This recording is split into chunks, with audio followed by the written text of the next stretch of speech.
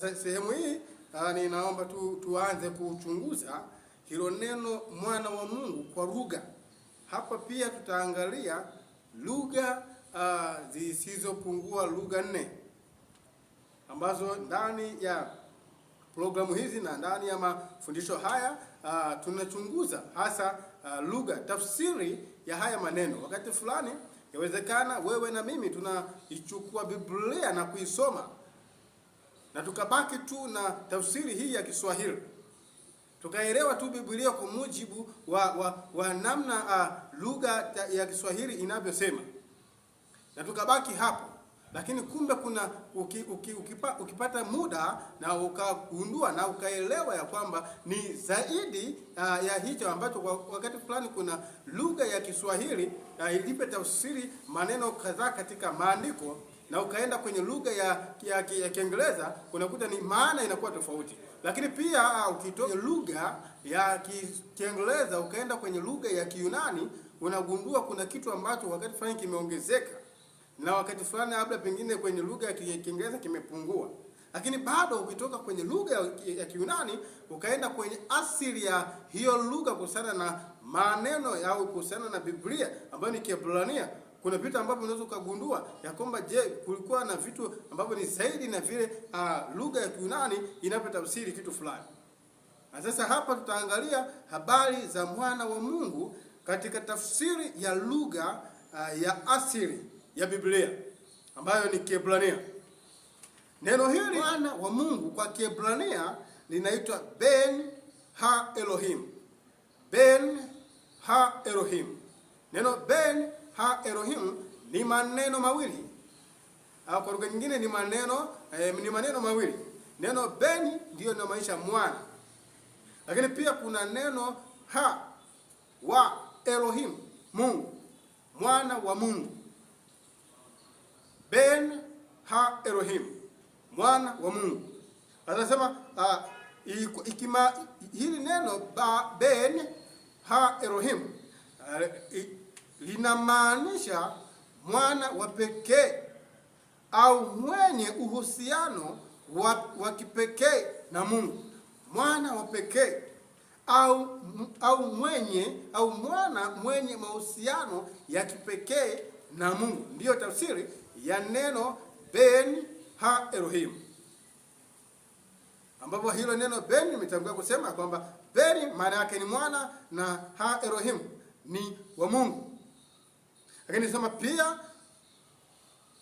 pia kuna tafsiri nyingine ya kipindi cha asili ya Biblia. Hii mwana wa Adam. Na hili neno mwana wa Adam anaitwa Ben Adam. Ben Adam. Ben Adam. Kwa Ben Adam ni mwana wa Adam. Na hii ya mwana wa Adamu ni haya ambayo sisi tunakutana nayo. Ya kwamba mimi nimetoka kwa mwanadamu mwenzangu. Kwa hiyo mimi ninakuwa mwana wa binadamu. Na hili Yesu analibeba kwa sababu ya vile alivyokubali kunyenyekea, kwa sababu vile alivyokubali kushuka, kwa sababu vile alivyokubali kuzaliwa kupitia mwanamke ambaye ni Mariamu, kuzaliwa kupitia Bikira Mariamu. Na ndio maana anaitwa mwana wa Adam, mwana wa Adam. Kwa hiyo anaitwa mwana wa Adam kwa sababu amezaliwa na mwanadamu. Na ukumbuke kwamba anapozaliwa na mwanadamu amefanyika. Kwa hiyo alikubali kukaa ndani ya tumbo la mwanadamu na hatimaye akazaliwa na hatimaye akalelewa na mwanadamu, akakuwa katika maisha ya wanadamu, na hapa ndipo anapewa hiko cheo cha mwana wa Adam ambaye inaitwa Ben Adam. Ufafanuzi huu unatumika katika muktadha wa Kiyahudi au Kibiblia kurejelea Yesu au viumbe wenye uhusiano maalum na Mungu. Kwa hiyo hii inaonyesha ule uhusiano wa viumbe vya Mungu na Yesu Kristo katika mahusiano yao na nani? Na Mungu. Na ndio maana wanaitwa wana wa Mungu, anaitwa mwana wa Mungu. Lakini pia Sasa ngoja tuangalie kitu kingine katika sehemu hii ya lugha ya Kigiriki. Lugha ya Kigiriki pia ina tafsiri hilo neno mwana wa Mungu, ambaye tumetoka hapo kwenye sehemu ya kwanza ya lugha ya Kiebrania ambayo inaitwa Ben Ha Elohim. Wao wanatumia neno, wa Yunani katika Agano Jipya walitumia neno linaloitwa ho huos tou theo. Ho huos tou theo. Maneno matatu yanayomaanisha mwana wa Mungu. Sasa neno ho inamaanisha kwamba hiyo au huyu, ambayo kwa lugha ya Kiingereza hayo maneno yanatumia mara nyingi sana yanaingia kwenye article. They, kuna it is, kuna your, vitu kama hivyo. Sasa ndo anaposimama kwenye neno ho. Sasa anapotumia ios ambayo ndo inamaanisha mwana. Kwa hiyo kuna huios ambayo inamaanisha mwana, lakini kuna neno linaitwa tou. Tou ni wa. Neno wa ndio inaitwa tou. Lakini pia kuna neno theos, maana yake ni Mungu. Kwa hapo kuna neno la kwanza linaitwa ho, kuna huios, kuna tou na kuna neno theos. Theos ni Mungu. Kwa hiyo huyu mwana wa Mungu, huyu mwana wa Mungu. Neno hili linatumika kumtaja Yesu Kristo kama Masihi na mwana wa pekee wa Mungu. Kwa hiyo neno huios tou theos inamaanisha ni mwana wa pekee wa nani? Wa Mungu. Na inasimama ikimwakilisha Wayunani wakilitaja jina hili, wakitaja maneno haya,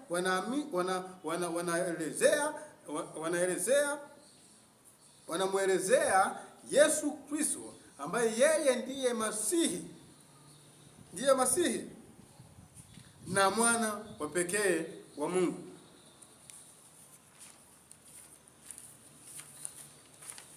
Lakini pia hilo neno la mwana wa Mungu kwa lugha ile ya Kiingereza ambayo inaitwa in son of God. Hili neno in son of God, mwana wa Mungu, hutumiwa mara nyingi katika muktadha wa Kikristo kurejelea Yesu Kristo kama mwana pekee wa Mungu. Kwa hiyo unaweza kugundua lugha zote zinazozungumza kuhusiana na mwana wa Mungu zinarejea katika zinamrejelea Yesu Kristo. Na huyu Yesu Kristo anarejelewa kwenye mahusiano ya kipekee na Mungu, uhusiano wa kipekee alio nao pamoja na Mungu. Katika baadhi ya matumizi ya kibiblia inaweza pia kurejelea malaika au watu wacha Mungu kama wana wa Mungu. Katika tafsiri zingine sasa ya kwamba unapozungumzia habari ya mwana wa Mungu, pia tafsiri zingine zinazorejea wajumbe ambao wako kwenye mahusiano ya karibu na nani? Na Mungu. Kwa mfano kuna kusoma nyaraka za mtume za Yohana, anasema hata sisi ni wana wa Mungu.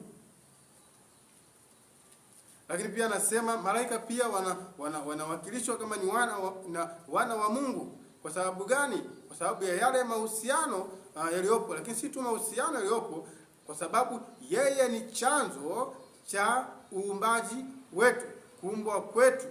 Yeye ndiye chanzo chetu, na ndio maana anaitwa Mungu, na ndio maana anabaki kuwa Baba. Na hata hivyo, tunapozungumza habari za Yesu Kristo kama mwana wa Mungu, sio kwamba basi amekuwa mwana. Tumesema yeye anasimama kwenye cheo cha mwana wa Mungu katika swala la kushughulika na ukombozi, na ndio maana anaitwa Yesu. Manake anabeba jukumu la kutukomboa sisi na dhambi zetu, kutuokoa kutoka kwenye dhambi zetu. Na ndio maana tumesoma sehemu ya kwanza katika somo la siku ya leo linalohusiana na mwana. Tukasoma ile nukuu ya kitabu kile cha Isaya 9 fungu lile la 6, ambapo inasema naye atazaa mwana, atazaa mtoto, na uwezo wa kifalme utakuwa mabegani mwake. Yeye ataitwa mshauri wa ajabu, ataitwa Mungu mwenye nguvu, ataitwa Baba wa milele, na ataitwa mfalme wa amani. Kwa hiyo ajenda ya Yesu kubaki kuwa Mungu, Agano la Kale linaelewa, Agano Jipya linaelewa kwamba yeye ni Mungu kwa 100%. Lakini basi ngoja tumalizie sehemu hii ya mwisho katika tafsiri hizi za lugha, na hii ni lugha ile ya Kiarabu.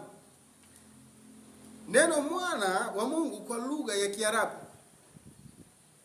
anasema kwa Kiarabu hutafsiriwa kama Ibn Allah. Ibn Allah, jana tuliangalia habari ya baba Kiarabu anaitwa Al-Aba, Al-Iba. Mwana anaitwa Al-Ibn. Al-Aba manake ni baba. Na leo tunaangalia mwana kwa Kiarabu anaitwa Al-Ibn. Kwa hiyo kuna neno linaitwa Ibn Allah. Ibn Allah maana yake ni Mungu, ni mwana wa Mungu. Sio Mungu mwana. Ni mwana wa Mungu. Hata hivyo ni muhimu kuzingatia, yani hicho ninachokizungumza kuhusiana na habari ya mwana wa Mungu kwa Kiarabu, nasema ni muhimu uzingatie. Ni muhimu kuzingatia mukutaza. Sasa hapo ninatamani unielewe tunapoelekea mwisho kwenye somo la leo. Mukutaza huu wa Biblia na mukutaza huu wa lugha kuhusiana na mwana wa Mungu, ni muhimu uzingatie mukutaza katika theolojia ya Kiislamu. Dhana hii haikubaliwi katika teolojia ya Kiislamu. Dhana ya mwana wa Mungu haikubaliwi, kwani Qur'ani inasisitiza Mungu hana mwana. Kwani Qur'ani inasisitiza Mungu hana mwana.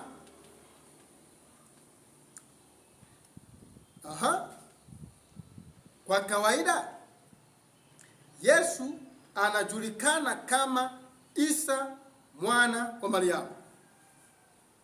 Kwa hiyo Mungu hana mwana, na hivyo Yesu anajulikana kama mwana Isa bin Maryam, mwana wa Mariamu.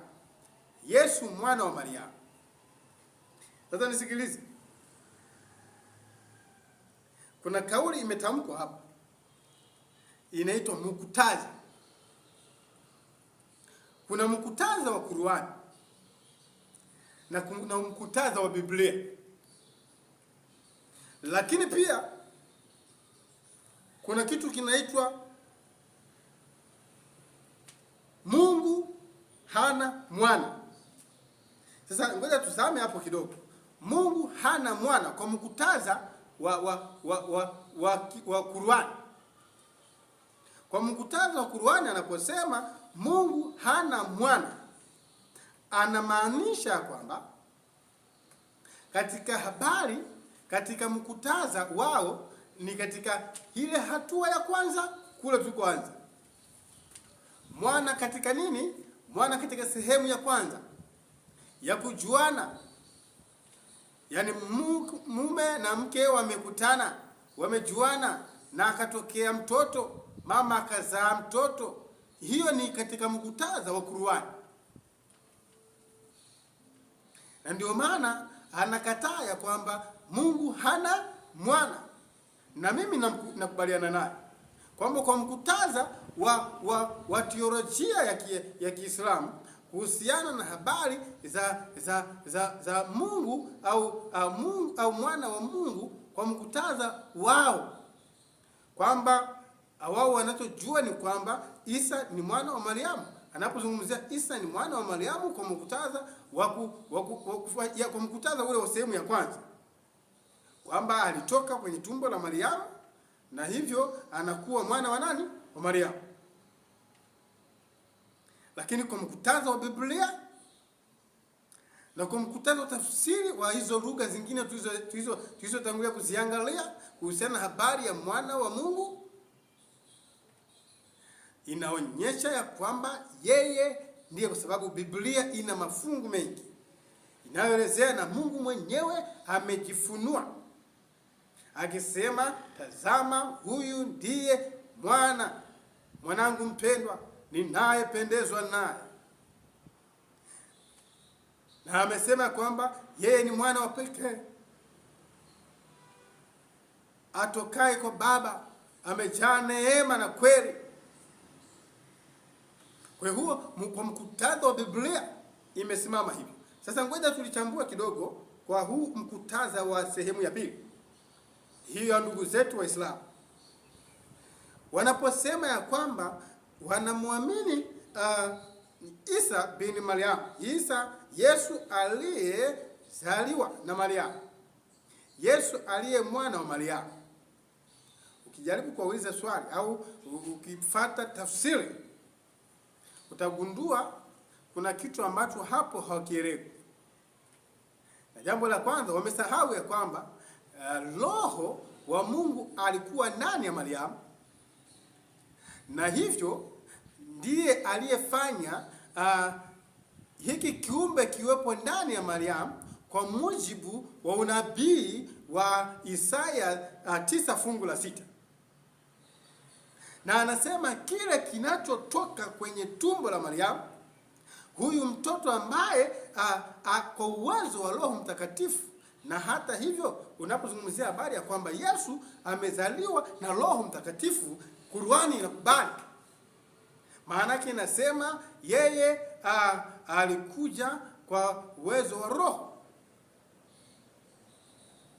Alipokaa ndani ya Mariamu na baada ya kupata huo uwezo wa Roho Mtakatifu ulipomjilia Mariamu, ndipo huyu Isa bin Maryam akatokea hapo, akazaliwa kutokea hapo. Na hiyo kauli inakubaliana na Biblia pia, kama mwanzoni nilivyotangulia kuzungumza kuhusiana na habari ya Yesu kuzaliwa. Sasa ukiona katika sehemu hiyo utakuja kugundua ya kwamba hitaji la maandiko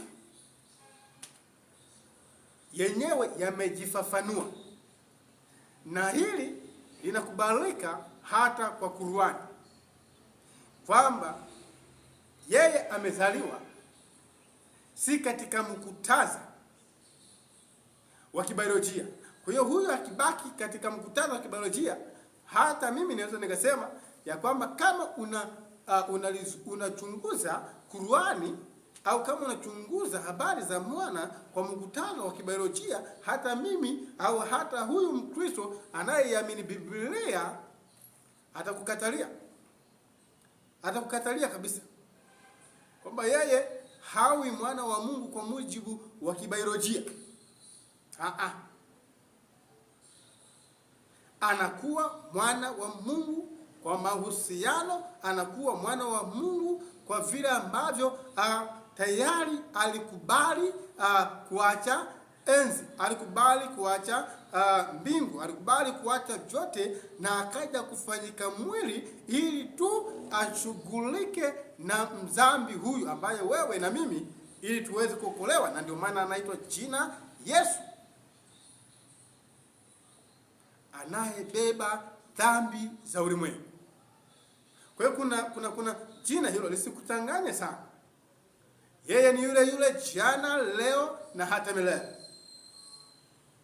Ni yeye yule aliyekuwako, aliyeko na atakayekuja. Yeye ni yule yule mwanzo na mwisho. Yeye ni yule yule alikuwepo kabla ya vitu vyote, na vitu vyote viliumbwa katika yeye, wala pasipo yeye hakuna chochote kilichoumbwa. Mungu akusaidie kwa mafunuo haya ambayo amependa pia ayaweke wazi mbele zako siku ya leo, ili kwamba mwisho wa yote uelewe. Biblia inapomtambua Yesu kama mwana wa Mungu, haina maana mwana katika mkutaza wa kibiolojia. Anabaki kuwa Mungu, atabaki kuwa mwana, kwa sababu jina mwana linajitokeza pale anapokubali.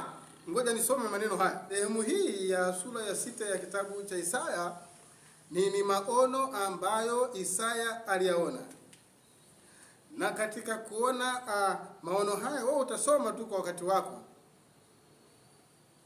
Lakini sisi tunataka kuangalia, kuna kauli fulani imetamkwa hapa,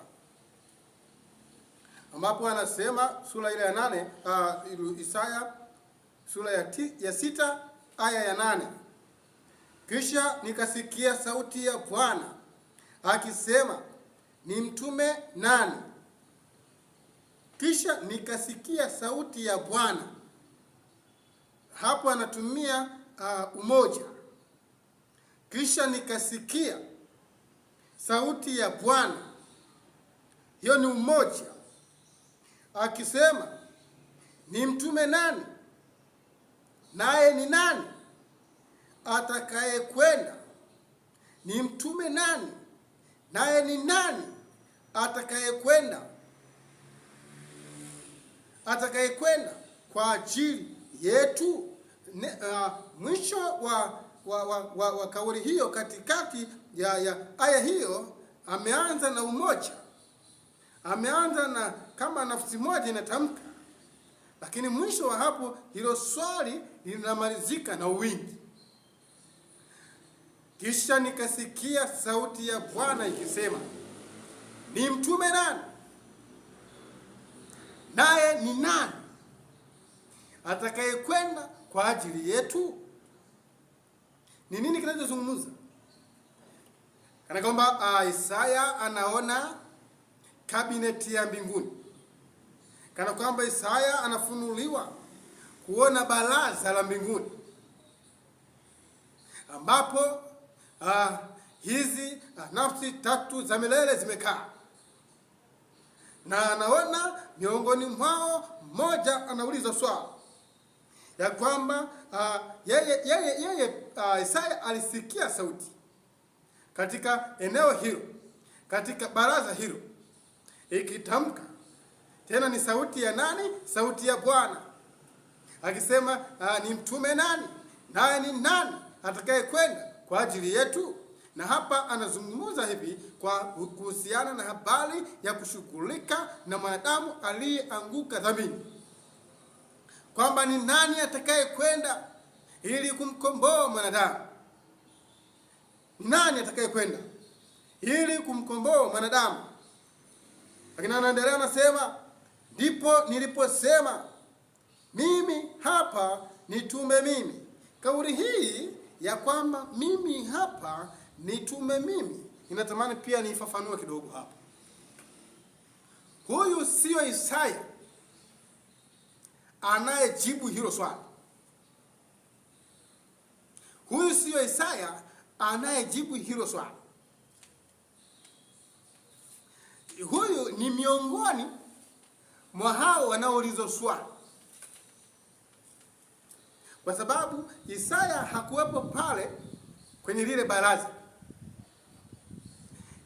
Isaya hakuwepo kwenye hii jumuiya, ila yeye aliona, alifunuliwa tu aone kinachoendelea. Na ndio maana utaelewa vizuri kama utasoma kuanzia sura ya 6 Isaya fungu lile la kwanza na kuendelea.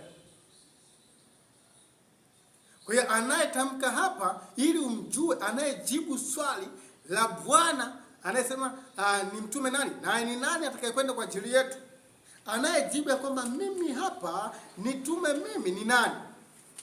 Na ndio maana Isaya huyu amejibu kule, anayejibu hilo swali ni nani.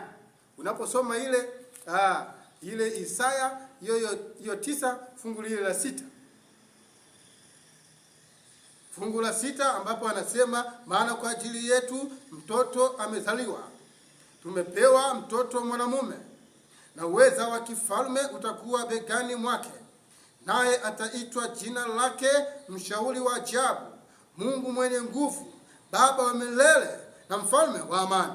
Kwa hiyo huyu Mfalme wa amani, huyu Mungu mwenye nguvu, huyu Mshauri wa Ajabu ndiye aliyekuwepo pale ambapo Bwana anauliza swali, na ndiye anayejibu swali hilo ya kwamba mimi hapa nitume mimi. Na ndio maana ukirejea kitabu cha Yohana wa kwanza fungu la 29, ninaomba tulisome hilo, lakini pia naweza kusoma kwa sababu nimeshalikariri ya kwamba Yohana alipomuona Yesu anakuja kwa ajili ya kubatizwa, akasema, tazama mwana kondoo wa Mungu aibebaye dhambi ya ulimwengu.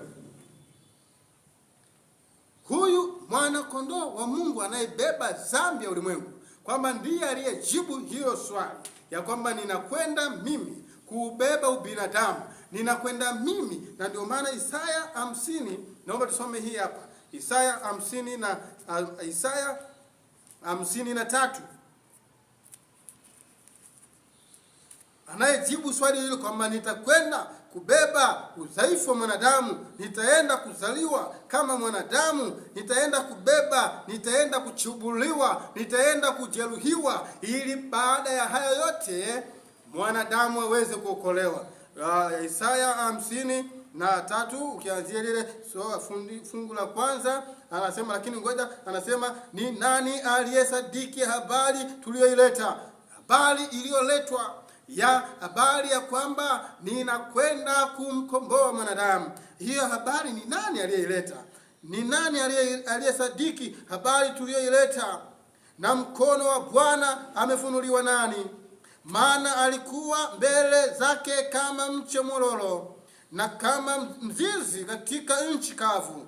Yeye hana umbo wala uzuri, na tumuonapo hata uzuri hana uzuri, na tumuonapo hana uzuri hata tumtamani.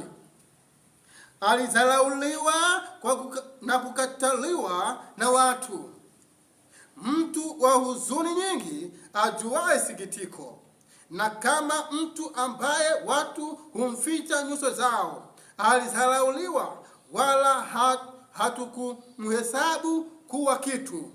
Yesu aliye Mungu Mshauri wa Ajabu ndiye aliyejibu hilo swali ya kwamba nitakwenda mimi hapa nitakwenda.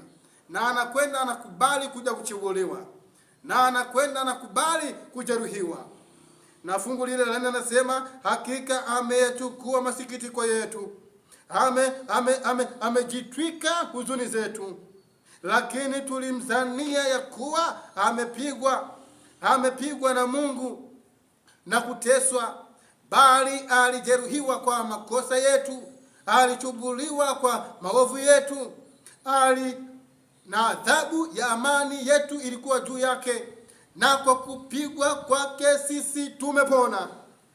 Kwa hiyo yeye anayekubali kupigwa kwa ajili yetu sisi, na sisi ilibidi tupigwe sisi, lakini kwa kukubali kwake kwamba mimi hapa nitakwenda kumkomboa mwanadamu, mimi hapa nitakwenda kuvaa binadamu, mimi hapa nitakwenda kuchubuliwa kwa ajili ya mwanadamu, ili mwanadamu aweze kuokolewa. Na ndio maana alipewa jina la Yesu. Kwa hiyo Mungu akusaidie katika tafakari hii, shetani asikutoe. Biblia iko wazi na imefafanua vizuri kuhusiana na habari ya yeye aliye mwana wa Mungu. Na Bwana akubariki. Tuombe. Baba yetu na Mungu wetu, tunashukuru kwa mafunuo haya ya siku ya leo. Tunashukuru kwa sababu ya tafakari hii ya kina ambayo Bwana kupitia Roho wako Mtakatifu umetufunulia. Ya kwamba umesimama pekee na utaendelea kuwa pekee na utaendelea kufunuliwa kipekee, ili sisi watoto wako tunaokusikiliza, tunaojifunza, tunaotafakari maneno yako uweze kujidhihirisha kwetu, ili tukujue wewe Mungu wa kweli na wa pekee, na Yesu Kristo uliyemtuma. Asante kwa tafakari hii. Tuandae tena kwa ajili ya kutafakari kuhusiana na Roho wa Mungu. Roho wa Mungu au Mungu katika nafsi ya Roho, ambapo ni somo litakalokuja siku ya kesho. Neema yako ituongoze, neema yako itusaidie, kwa jina la Yesu. Amina.